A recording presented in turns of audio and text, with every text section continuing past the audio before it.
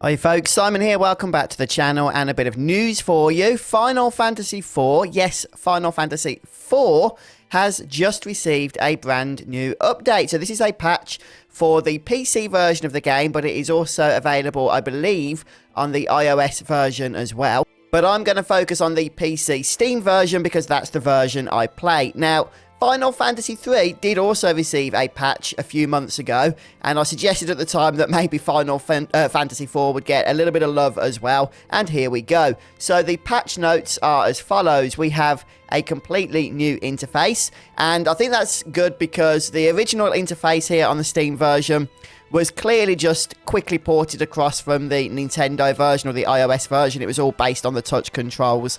And, you know, it wasn't the prettiest of things. So while the main interface in terms of where you select, you know, menus and stuff still looks the same, the actual control system on that interface has very much been updated.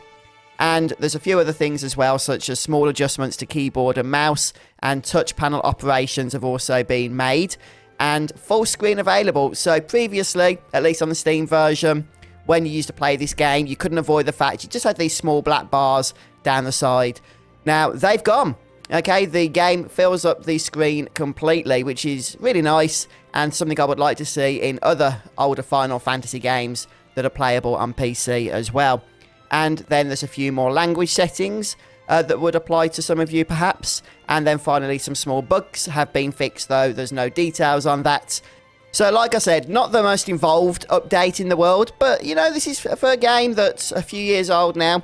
And to tell you the truth, you do spend quite a bit of time in the menus and navigating the interface in Final Fantasy IV. As you'd expect, it's a Final Fantasy game at the end of the day.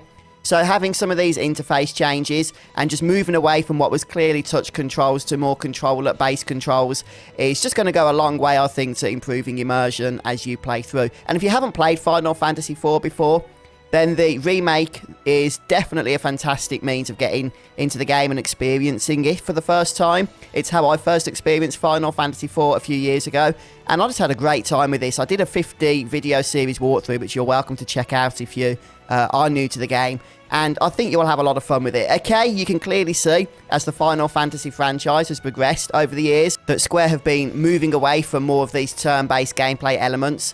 But, you know, this is classic stuff, and I absolutely would encourage you to check it out if you haven't already.